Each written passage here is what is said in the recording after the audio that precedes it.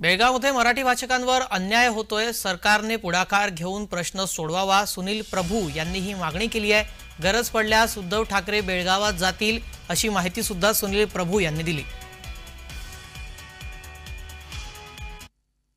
महाराष्ट्रातील या सीमेवरील मराठी बांधवांवरती अन्याय मात्र कमी झाला नाही आणि म्हणून याचा निषेध म्हणून आज ज्या पद्धतीने कर्नाटकी सरकार हे सीमावासियांवरती अन्याय करते, मराठी माणसाची गळचेपी करते आणि त्या ठिकाणी एकीकरण समितीला सभा घेण्यासाठी मज्जाव करते आणि 2 दिवस एकीकरण समितीच्या कार्यकर्त्यांना मराठी तिकडे असलेल्या आपल्या बांधवांना जे धरपकड सुरू केली आहे पोलिसांनी, त्याच्या निषेधार्थ आज राज्यपालाच्या अभिभाषणावरती शिवसेना उद्धव बाळासाहेब ठाकरे यांच्या पक्षाच्या सर्व आमदारांनी बहिष्कार टाकला आहे।